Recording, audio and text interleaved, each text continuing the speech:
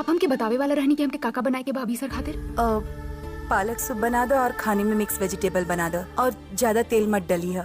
नमक भी मत डली है, बाद में आके हम खुद डाल दे। ओके मैम। प्रज्ञा मैम का भाई? मैम वो आपके रूम में, आप चला प्लीज जल्दी। पर भैल का? मैम बस आप चला प्लीज जल्दी।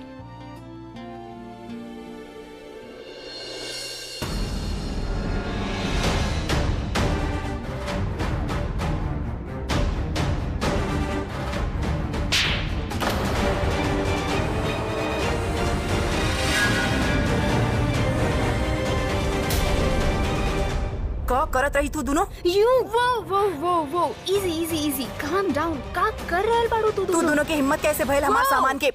हिम्मत? जे काम हमनी एजा कर रहल बानी ओकरा खातिर हिम्मत ना, हक के जरूरत होखेला। और ई हमार भाई के कमरा बा, एजा हम जे चाही उ कर सकेनी।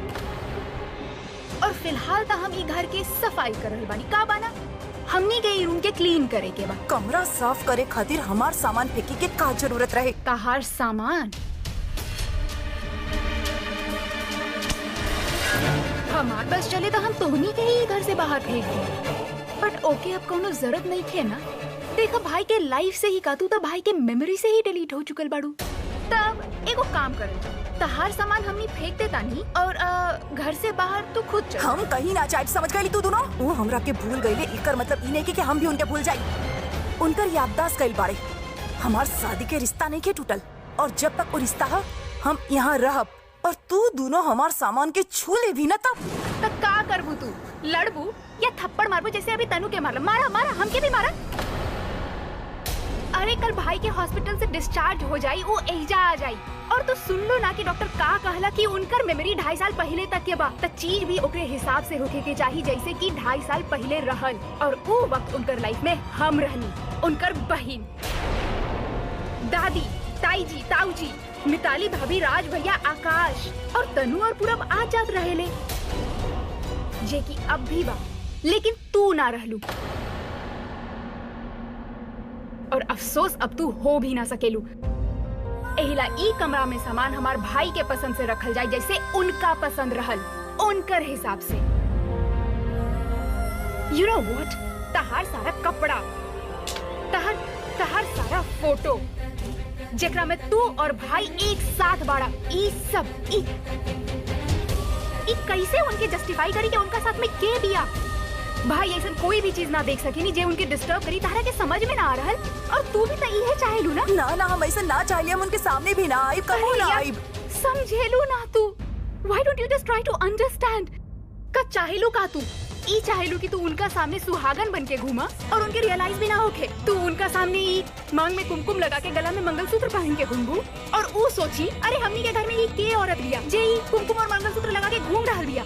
और जब वो अपन दिमाग पर जोर डाली तब ओकर वजह से उनकर दिमाग की नस फट जाई और उनकर जान चल जाई। ये चाहता रू तू?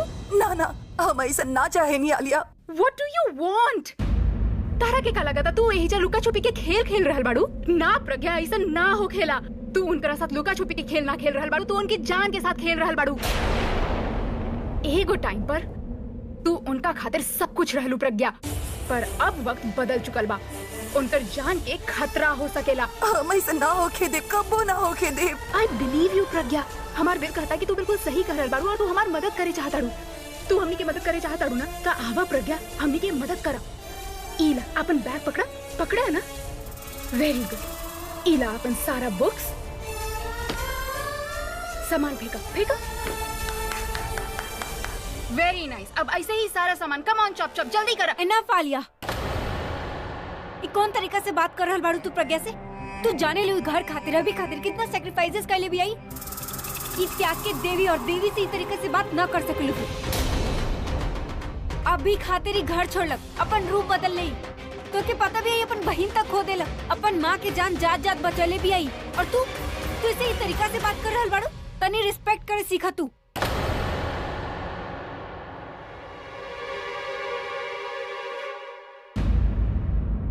वैसे हमके एक चीज समझ में ना आ रहा कि प्रज्ञा इतना सब कुछ कैलक और बदला में के कुछ मिलल ही ना। तू ही पूछ ले इसे, का मिलल है? कुछ भी ना। और अब तो कुछ मिले के चांस भी ना। I mean, अभी प्रज्ञा के भूल जी गई बा, प्रज्ञा नाम तक के भूल गई। तो अब अगर तू अभी के पास भी गईलू ना तो तू के बीवी ना बहन जी बोल के घर से बाहर निकाल दे। अगर तोरे जगह हम होती ना तो हम ही घर तक ये दुनिया छोड़ के चल जाती। वैसे तू भी तो कहत रही कि अगर अभी हमारे लाइफ में न रहा तो हम कहीं जाके मर जाए, तो फिर यहाँ का कर रहा बड़ो? जा कहीं जाके मर जा और अभी के पीछा छोड़ो। She is absolutely right. Pragya का बाना अब तो भाई भी तारा की याद न रखे वाला बानी। लेकिन हम तो प्रज्ञा इनफ। कब तक आर्ग्यूमेंट करत रहबो, कब तक लड़त रहबो? Don't you realise that you have lost? हार चुकल बाड़ू तू। अपन पति खातिर हर वक्त सैक्रिफाइस करे के बहुत शौक रहल ना तारा के, तब करा अपना पति खातिर सैक्रिफाइस। ऊ तारा के हमेशा हमेशा खातिर भूल चुकल बानी। एक खातिर तू भी उनकर अब भूल जाओ, उनकर लाइफ से हमेशा हमेशा खातिर चल जाओ। प्रज्ञा अपन गला के ई मंगलसूत्र और अपन मांग के ई कुमकुम निकाल द। काहे कि अनफॉर्चुनेटली तहारी कुमकुम भाग्य हमार भाई खातिर दुर्भाग्य बन चुकल बा। So just get out of his life and our life. हालिया ये सब बात करके काहे अपन टाइम वेस्ट कर रहल बाड़ू? एके तो हमने घर से बाहर निकाल ही दे। जी काम करे आल रहनी वही करल जाओ ना, एकर सामान ही घर से बाहर फेंक देवल जाओ। यू सो राइट तनु। और शुरुआत अपन सबसे बड़ गलती से ही करल जाओ।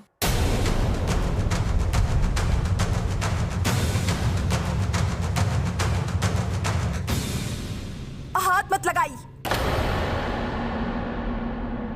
ओके, इफ यू इंसिस्ट।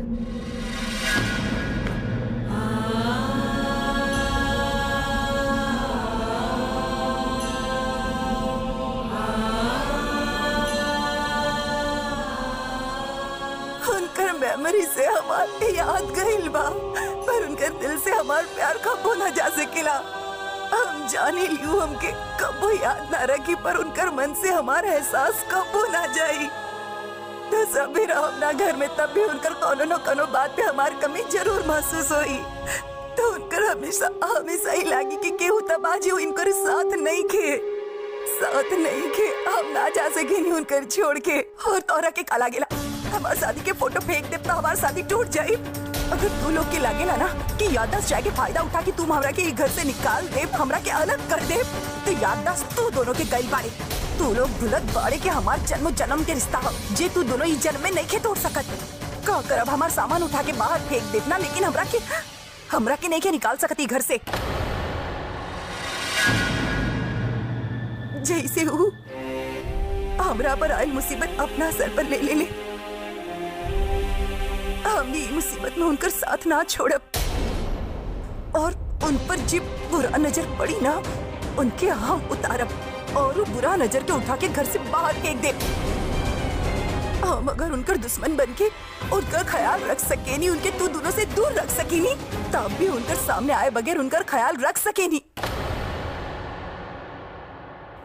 हम उनके सामने ना आई, बस वो हमारे सामने रही ना, तो उनसे हमारी हिम्मत बनी। और अगर अभी के याददाश्त कब वो वापस ही ना आए तो? ना आई, हमरा के कोनो फर्क ना पड़ेला। वो भले हमरा के कब्बो याद ना कर पाई, हम उनके अपन परिवार के साथ खुश देख के खुश रह ले। अपन मांग में उनकर नाम के कुमकुम लगाकर उनकर साथ होके के एहसास कर ले। प्रज्ञा, दादी दादी देखी ना, ये दोनों कहाँ कर रहल बाड़े? हमार सामान उठा के बाहर फेंक रहल बाड़े। आप इनसे कहीं ना कि हम यहाँ से कहीं ना जाए। ये हमार घर है, हम कहीं ना जाए। तू हमरा साथे चला। हम कहीं ना जाए दादी। ये लोग का प्रूव करे चाहे सिर्फ याददाश्त जाए से शादी टूट जाला का? हम भी उनकर पत्नी है। ए वक्त प्रज्ञा, हम कहनी अब तू हमरे साथे चला। ये दोनों उनकर ख्याल ना रखे, हम इनसे ज्यादा ख्याल रख सकेले उनकर। हम समझ नहीं के रहल दादी, हम कहाँ ले जा रहल बाड़ी हमके? दादी आप नहीं की समझ रहा, ये दोनों ना उनकर खिलाफ कोनो प्लानिंग कर रहल बाड़ी। बार बार हमरा के घर से बाहर निकाल के कोशिश करेली। ये लोगन के काला गेला, हम यहाँ से चल जाए। आप एक बार देखी, इनके घर आ जाए दी। ये दोनों की वजह से तो वो ये हालत में पहुँच गए बाड़े दादी। वो घर आ जाए ना, फिर आप देखिए हम ये दोनों के का हालत करब। वो दोनों की वजह से तो उनकर ये हालत भइल बा, और ये हमरा के घर से जाके कर रहल बाड़ी। हम ना वो दोनों खतरा बाड़ी उनकर खातिर। दादी आपकी ना पहला जैसे नहीं कोनो प्लान बनावे के पड़ी। जिससे जिसे हम उनकर सामने रही पर उनकर खातिर खतरा ना बनी, उनके हमारे यहाँ रहे से कोई तकलीफ ना होके। आप नहीं के समझ रहा, आपके कोई प्लान बनावे के पड़ी। आप हमेशा हमारे साथ देनी है ना। हाँ, हम जाने ली ये बार भी सही रास्ता आप ही दिखाई हमरा के। आप कुछ सोची, कुछ बोली ना दादी। तू यहाँ से चल जा।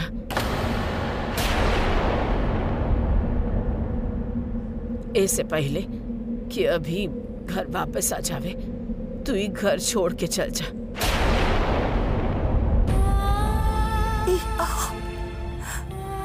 आप ऐसे बोल रहल बाड़ी। आप तो जाने ली ना कि हम वो हमार खातिर कहा। आप जाने ली हम उनकर बिना ना जी सकेनी। फिर आप ऐसे कैसे बोल सकेनी हमरा के घर से जाए खातिर। हाँ, अगर आप चाहेंगे कि वो जब घर आई तो हम उनके सामने ना दिखी, हम एक दिन खातिर कहीं चल जाए, पर हमेशा खातिर उनकर छोड़ के ना जा सकेनी।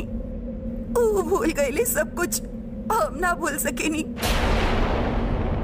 हम कैसे भूल जाई जो वादा हम उनसे शादी में कैले रही। आप कुछ भी बोले, हम करे खातिर तैयार बानी, लेकिन हम इनके छोड़ के ना जा सकेनी। इनके बिना मर जाए हम कहीं ना जाए। माफ कर दा हमार बच्ची। हाँ, हम ही रहनी चे तो हर शादी अभी के साथ करवले रही। हम ही रहनी चे तो के दोबारा एक घर में लेके आई रहनी, ताकि तू अपन सुहाग हासिल कर सका।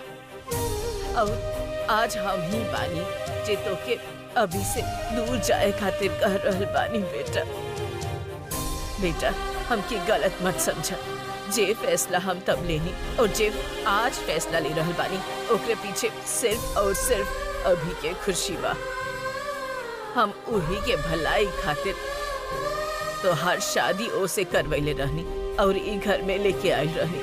आज उहो के खुशी के खातिर तो के एक घर से जाए खातिर कह रहल बानी।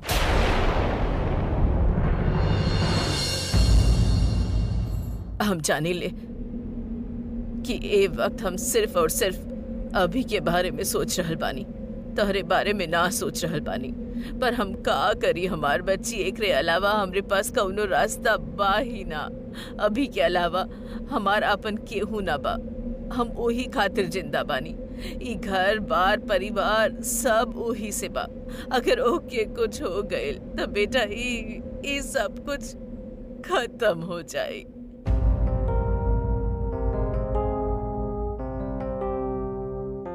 अब तो सब जाने ले कि अभी के सबसे ज्यादा तू ही प्यार करेलू। और बेटा इचे तो हर प्यार बना ए वक्त तो ओके सिर्फ तकलीफ ही दे सकेला। और हम जाने ले कि तू ऐसन कबो न चाह। यही खातिर बेटा हम कहतानी तू ओसे दूर चल जा, एक घर के छोड़ के चल जा बेटा। सीता जी आपन पति खातिर अयोध्या के भी छोड़ देले रहे और हमार बच्ची तू तो अभी खातिर अगली परीक्षा दे ले बाड़ू।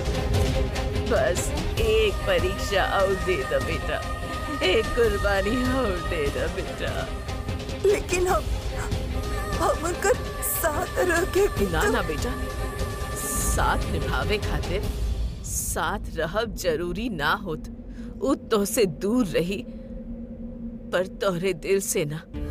ओके तब पता भी ना होखी कि ओकरे दिल में तो हर प्यार बा हमेशा हमेशा खातिर। और तू दोनों में जब तक ये प्यार रही तब तक तू दोनों कबो अलग ना हो सकत। और हम भी तो बेटा तोहके ओसे दूर रहे खातिर बोल रहल बानी, अलग होके के ना कह रहल बानी, अलग होके के ना। देखा हमार बच्ची, तोहरे आगे विनती कर रहल बानी, हमार अभी के खुशी खातिर, हमार अभी के जिंदगी खातिर तू यहाँ से चल जा, एक घर के छोड़ के चल जा बेटा, चल जा, चल जा।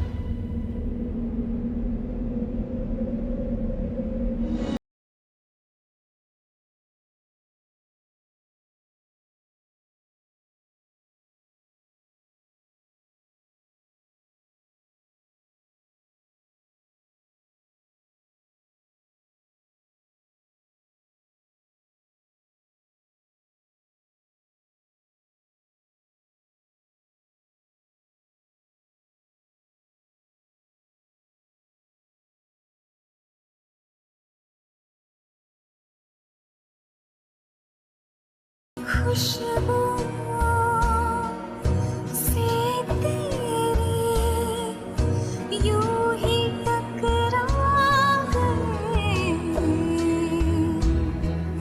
चलते चलते देखो ना हम कहाँ आ गए। जन्नतें हैं यहीं, तू दिखे क्यों नहीं, चाँद सूरज सभी है यहाँ। इंतजार है तेरा सदियों से कर रहा, प्यासी बैठी है कब से यहाँ।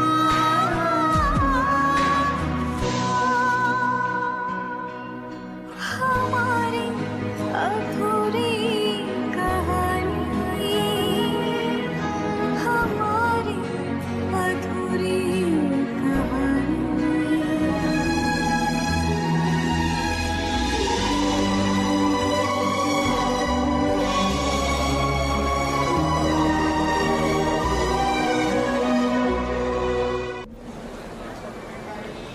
ल बन गई सब्जी। जानकी खाना तैयार बा, चला प्लेट लगा दे टेबल पे। ठीक बा।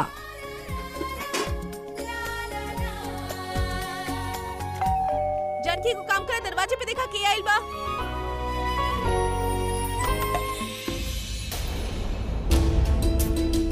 अरे जानकी के बा? अरे दादी प्रज्ञा आयल बाड़ी। प्रज्ञा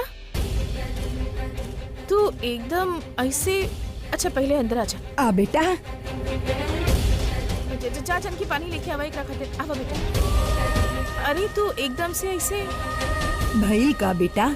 यूं अचानक? बेटा तू ऐसे कैसे आ गई? हाँ बेटा कल आवे ही वाला। अच्छा रुका पानी पी ले पहले। हाँ कल मिले आवे ही वाला रानी ना अभी से। दरअसल हम आपकी मनाई करे वाले रही हॉस्पिटल आवे से। ऊ ठीक बाड़े।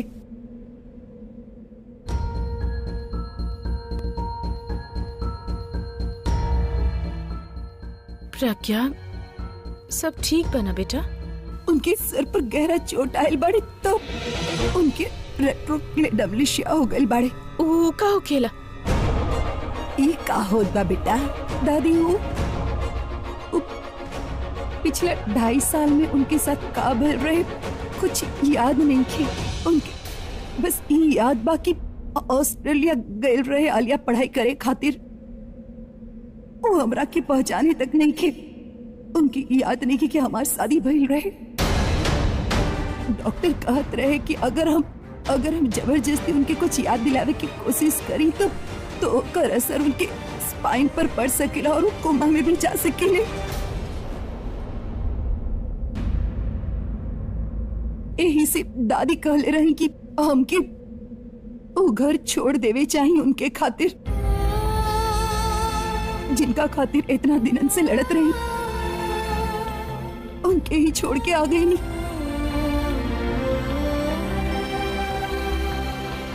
खत्म हो गया हमारा रिश्ता, हमेशा खातिर खत्म हो गई।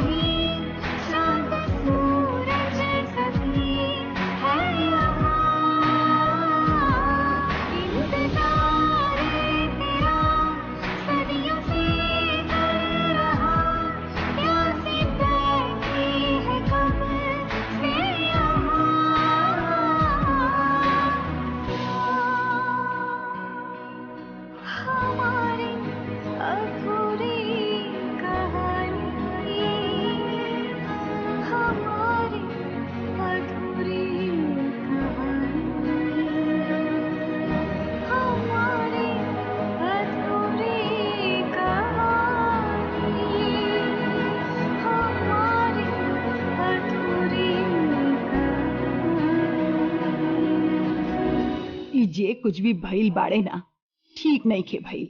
माता रानी ठीक नहीं खे कैले। ऐसे अच्छा तो उहे वक्त रहे जब अभी के तनु के सच्चाई के पता ना रहे। प्रज्ञा साथ में रहत रहे, दोनों लड़त रहे, झगड़त रहे, फिर भी एगो उम्मीद त रहे ना। लेकिन अब तो अभी प्रज्ञा के पहचानत ही नहीं खे। भगवान दुश्मन के साथ भी ऐसा ना करे। माँ जी सच कर रहल बानी आप। पता ना माँ जी, भगवान हमनी के प्रज्ञा के साथ ऐसा काहे कैले, लेकिन इतना जरूर जानी ले कि चाहे भगवान प्रज्ञा के साथ छोड़ देवे, चाहे किस्मत होकर साथ ना देवे, लेकिन माँ जी जब तक प्रज्ञा के मांग में अभी के नाम के सिंदूर बा, अभी के कुछ न हो सकेला। और जब तक ओकर गला में ओकरे नाम के मंगलसूत्र बा, अभी प्रज्ञा से दूर जा ही न सकेला। प्यार करे वालन के बहुत इम्तिहान लेवे लेना भगवान। आप देखिए अभी और प्रज्ञा ये इम्तिहान अच्छा से दे दी है और दोनों ये इम्तिहान जीत के दिखाई, फिर दोनों एक हो जाइए माँ जी। हिम्मत के कमी नहीं खे हमार बच्ची में। ओकर असली ताकत जो ओकरे पास बा, वो जब अभी के आँख में देखत रहे तो पूरा दुनिया से लड़े के ताकत आ जात रहे। लेकिन अब अभी तो ओकरा के पहचानत नहीं खे, कैसे लड़ी हूँ अब।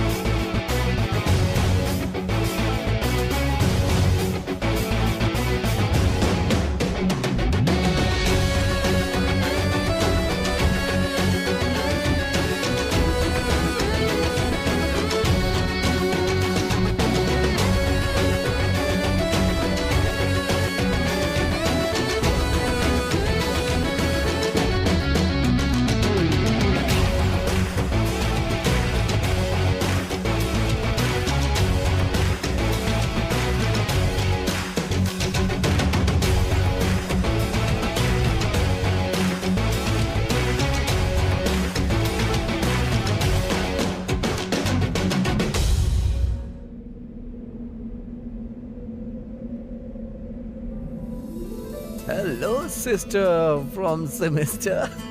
Fantastic! This is superb. How do you do this, bhai? I do this because I like singing. Oh yeah. You know what? हमके पता बा कि हमार भाई सबसे बेस्ट बा. And not just that. अभी द रॉकस्टार से बेटर ई पूरा यूनिवर्स में ना कौनो बा, ना ही केहू हो सकेला. That's true. और हमार बहन जैसन रॉकस्टार ना ही दुनिया में बिया ना हुई. That I know. लेकिन इससे पहले कि आप कुछ बोली, I have some news for you. News? Yeah. You know what? हम अभी म्यूजिक कंपनी से आ रहल बनी. ओइजा हमार मीटिंग रहल और हम आपके खातिर अगला एल्बम साइन कर लेले बानी. What are you saying? Yeah. Good me. Okay. You know what? They were trying to act over smart with me. हमके बोला कि ना आप अभी द रॉकस्टार के बोली कि वो पहले एल्बम बनावे, सब कुछ तैयार कर लेवे, ओकरे बाद हमने आके पैसा दे. हम बोली ना ना ना ना ना, it isn't happening. अभी द रॉकस्टार ऐसे काम ना करेला और हम तो बिल्कुल भी ना. तो हम उनके बोलनी first show me the money and then You get the honey. And bhai, guess what? Guess what? What? Guess. What? Guess? Oh, Guess come what? on. Okay, fine. और ये डील पूरा 2 करोड़ में साइन हुआ बा. 2 करोड़. Yeah. 1 करोड़. 2 करोड़. Absolutely, भाई, it's all done. Wow, that's incredible. वैसे एक बात तबाह लिया. तहर फॉरेन में पढ़े के तोरा से ज्यादा फायदा हमके होत बा. Not really. अब से फायदा हमके भी होगी. वो कैसे? How's that? नेक्स्ट प्रोजेक्ट से 50% हमार. For my shopping trip. Are you kidding me? 50%? Alia तू शायद भूला तारू कि हम जो उन कमाई ली हूँ या दादी खातिर कमाई ली या तारा खातिर. ई खातिर हमार जौन कुछ भी बाऊ तू दोनों के हा। You mean like everything? No sweetheart, I mean Oh, nothing. come on, I hate you. बिजली के बिल, केबल, आटा, चावल, लमाजे महीना भर की सब लिस्ट तैयार कर देनी हो। थोड़ा खर्चा में बानी ये बार। हाँ देख के खर्चा कर। जरा हमके भी तो देखे द तू का काट हम भी दे लिस्ट बना दे। सरला, हमके देखे द। ई ठीक बा। ई और ई का सरला भाई, ई तू अपन दवाई कौना खुशी में काट देले बाड़ू। तोहके पता भी है ना डॉक्टर का कहले बानी कि तहराला बहुत ज्यादा जरूरी बा दवाई। और ई देखा, अरे ई ऑलिव ऑयल काहे कटले बाड़ू बेटा? ताहार खाना ऑलिव ऑयल में ही बनेला ना, डॉक्टर कहले रहे बहुत जरूरी है। देख सरला, हम तोहके साफ साफ कह रहल बानी, कुछ भी काट दी तू हम कुछ ना कहब, लेकिन ताहार सेहत के साथ हम समझौता ना करब। हम का करी? आप ही बतावा हम का करी? माँ जी हम अगर दवाई ना खाएब ना तो 2-3 महीना तक हम मर ना जाए। दर्द सह ले माँ जी दवाई के बिना, लेकिन जे दर्द हम सहब ना उसे ज्यादा दर्द हमार बेटी प्रज्ञा सह रहल बिया। ठीक कह रहल बाड़ू तू। पिछला 1 महीना में का ना देखलक बच्ची। लोग पता ना काहे कहेले कि धीरे धीरे वक्त बदलेला, चीज बदल जावेनी, और वक्त ही ऐसन मरहम बा जे जख्म के सहला देवेला। लेकिन हमनी के प्रज्ञा के साथ तो ऐसन कुछ भी ना भइल, और ऊपर से देखा ना महंगाई कहाँ जा रहल बा, चीजन के दाम आसमान छू रहल बा। हमनी तो प्रज्ञा से कुछ बता भी ना सकेनी। माँ जी आप भूल के भी उसे कुछ मत कहिए। हाँ मुझसे कुछ न बतवले बानी। कौने मुंह से बताई ओके कि हमनी के हॉल कुमकुम भाग्य अब बेच चुकल बा। हम तो उसे यही कहले बानी कि हॉल यही से बंद पड़ल बा कि ओकर मरम्मत हो रहल बा। हम तो के बता भी ना सकेनी माँ जी कि बिल्डर वहाँ नया बिल्डिंग खड़ा करे खातिर जे प्लान बीएमसी में डलने पड़ा वो पास भी हो गए। वो इतना परेशानी से गुजर रहल बिया, हम अपन परेशानियों की कैसे बता सकेनी माँ जी? घर में सब इतना परेशान बाड़े और हमके पता ही नहीं थे। हम अपन दर्द में ही इतना खोल रही कि हमके ओकर तकलीफ ही ना दिखाई देले रही। और कुमकुम भाग्य हमार हॉल भी बिक गए। पैसा की इतना कमी बा कि माँ के अपन दवाई बंद करे के पड़ रहल बिया। वो इतना कुछ कर रहल बानी और हम उनके कोनो काम आवे की जगह उन पे बोझ बन के बैठल बानी। ना मन्नी की हमारा अपन परिवार है, पर हम इतना खुदगर्ज ना हो सकेनी कि हम अपन प्रॉब्लम के अलावा माँ की कोनो चीज पे ध्यान ना देई। हमार परिवार दुखी बा तब भी हमार साथ दे रहल बानी और हम कुछ ना कर रहल। हमके कोनो जॉब करे के होखी, पैसा कमा के परिवार के हाथ बटावे होखी। हाँ ये ठीक रही, पर ये बात हम माँ और दादी के कैसे बताई? उनके पता चलल कि हम पैसा खातिर काम कर रहल बानी तो वो हमके काम करे ही ना देई हैं। कुछ ऐसा करे होखी जौने से वो हमके नौकरी भी करे देवे और उनके पता भी न चले कि हम पैसा के प्रॉब्लम सॉल्व करेला नौकरी कर रहल बानी। दादी आखिर कब तक ही सब चलत रही? कब तक हमने ऐसे बर्दाश्त करत रहब? जेके घर में होके ना चाहिए वो लोग घर में बाड़े, घर में राज कर रहल बाड़े, और जेके घर में होके के चाहिए वो अपन मायके में बा। जेके सजा मिले के चाहिए वो लोग ऐश की जिंदगी जी रहल बाड़े। और दादी ये सब में प्रज्ञा दी की का गलती है? उनके कोनो बात की सजा मिल रहल बिया हमके समझ ना आ रहल बा। और हम सब जानी ले, घर में सब जानी ले कि असलियत का बा, पर कुछ ना कर सकेले। चुपचाप बैठी दादी, कुछ तो करे के पड़ी। तो ठीक करल बड़ा, पर हमनी के हाथ बंधल बा। हमनी चाह के भी कुछ ना कर सके। अभी के कुछ याद ना बा, और डॉक्टर हमनी के मना कइले बाड़े ओके कुछ भी याद दिलावे खातिर। तू जाने ला ना, अभी के अलावा अब हमार केहू ना बचल। ओके कुछ हो गइल तो हम जिंदा ना रहब, और फिर ये घर पूरा परिवार ओकरे वजह से ही तबाह। ओके कुछ हो गइल ना, ये परिवार ये घर सब बर्बाद हो जाए, कुछ ना बची। दादी हम जानता नहीं, आप अब जे कह रहल बानी बिल्कुल सही कह रहल बानी, बट घर के कंट्रोल अभी के हाथे बा कहाँ। ये घर पे तो आलिया राज कर रहल बिया ना। वो जाने तिया कि अभी के मेमोरी लॉस के बाद ओके कुछ याद ना बा, और अभी सबसे ज्यादा उसे क्लोज बा। यही बात का फायदा उठा रहल बिया, और जे वो करे चाहती है वो अभी के थ्रू करा रहल बिया। पूरब यही खातिर हम आकाश और रचना के दूर भेज देले बानी प्रॉपर्टी के कौन काम खातिर। अब वो दोनों के वहाँ कितना देर रोकब हमके खुदो ना पता बा। दादी उहे तो हम कह रहल बानी, हमनी के दादी एक बार कोनो टेम्पररी सोल्यूशन ना चाहिए, एक बार कुछ ना कुछ परमानेंट सोल्यूशन निकाले के पड़ी। कुछ सोचे के पड़ी कि कैसे अभी के वो आलिया और तनु के चंगुल से छुड़ाई, और कैसे प्रज्ञा दी के घर वापस लेके आई। और ये तो तभी हो सकेला जब अभी की याददाश्त वापस आ जावे। और अब हमनी एकरा खातिर इंतजार के अलावा और कुछ ना कर सके नी पूरब। दादी इंतजार तो ऐसे करब ना अगर हमनी के पता होके कि एक टाइम के बाद सब सॉल्व हो जाई, सारा प्रॉब्लम ठीक हो जाई। बट यहाँ तो पता ही ना कि ओकर मेमोरी कब वापस आई, ओके सब याद कब आई। कुछ ना कुछ सोचे के पड़ी दादी, कुछ करे के पड़ी। ना पूरब बिल्कुल ना। डॉक्टर मना कैले बाड़े अगर हमनी जबरदस्ती ओके कुछ याद दिलावे की कोशिश करब तो ओकर जान के खतरा बा, और ये खतरा हम कबो ना उठाई, कबो ना। ठीक बता दी, जैसन चाहत बानी आप जे करे के चाहत बानी वही ठीक बा।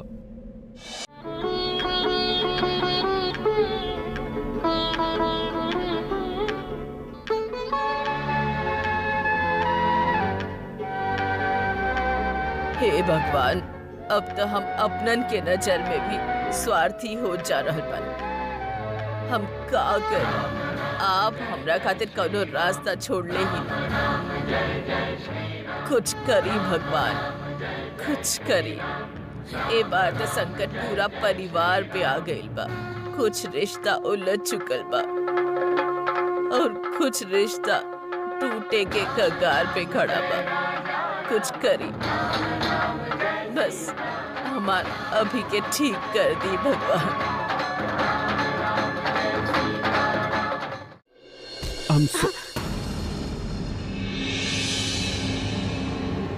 I'm sorry. पूरा हमार बात तो सुना। पूरा भाई नो कि तू हमसे बहुत नाराज बाड़ा, और होके के भी चाहिए। बहुत सारा चीज पास में ऐसा हुआ बा जे ना होके के चाहत रहल, बट पास्ट इज पास्ट। अभी तो भाई भी हमके माफ कर देले बानी, तो तू काहे ना पास्ट के भुला के एगो नया शुरुआत करत बाड़ा। जे तू सोच रहल बाड़ू ना होके अपन दिमाग से निकाल दवा लिया, काहे कि हम अपन दिमाग से ना निकाल पा रहल। जे तू हमरे साथ कइलू, ये घर में सब लोगन के साथ कइलू। तू हमसे रिक्वेस्ट कर रहल बाड़ू ना कि हम सब कुछ भूल जाई और पहले जैसन हो जाई, हम तोहार फियांसे हो जाई। तो हम तोहसे रिक्वेस्ट करत हूँ, जे बात तू बोल रहल बाड़ू ना, ये सब भूल जा, काहे कि ऐसन कबू ना हो सका। काहे कि तोसे ई जन्म में तो का कोनो जन्म में कोनो रिश्ता तोसे रखे के ना चाहत। अरे जो अपन भाई बहन के रिश्ता के मजाक बना सकेले, ओके संभाल ना सका, तू वो हमरे साथ रिश्ता का जोड़ी। तोहार ईगो है कि तू हमसे शादी करे चाहत बाड़ू, तो ठीक है। अगर तोहार ईगो है तो थोड़ा ईगो हमार भी, और हमार ईगो ई है कि हम तोहके कबो माफ कर ही ना सके।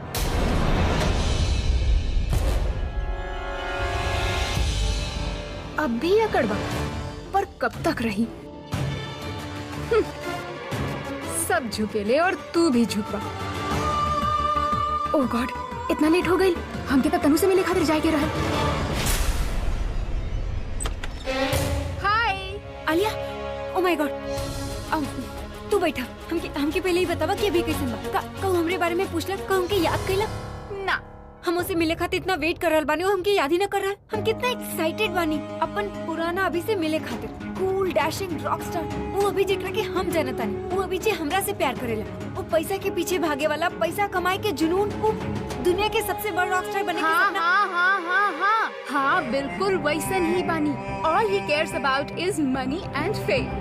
वो सिर्फ और सिर्फ अपन गाना के बारे में सोच रहल बानी तनु, वो बहन जी के बारे में ना। अब और वेट ना होत हमसे। I mean, 1 महीना बहुत ज्यादा होखेला। अब तक तो के हमसे मिल लेवे के चाहत रहे। कहीं से न होके कि वेट करत करत वो प्रज्ञा भी की लाइफ में वापस आ जाए। ना, ऐसा कुछ भी ना होगी। So don't you worry। वो प्रज्ञा खुद भाई के सलामती खातिर भाई से दूर रहे। वो अब अपन पति ना, बल्कि पति के खुशी चाहिए। और जौन शादी के कसम के पूरा करे खातिर वो हमसे लड़त रहली ना, उहे शादी के कसम के पूरा करे खातिर अब वो भाई से दूर रही। सो डोंट यू वरी, अब भाई के लाइफ में उ बहन जी ना बल्कि तू होके वाला बड़ू तनु। एंड ट्रस्ट मी, थोड़ा सा पेशेंस बना के रखबू ना और वैसन करबू जैसन हम कहत बानी तो सब कुछ अच्छा होगी। एंड आई प्रॉमिस यू तनु श्री मेहता धीरे धीरे अभिषेक प्रेम मेहरा के लाइफ में सिर्फ और सिर्फ तू हो।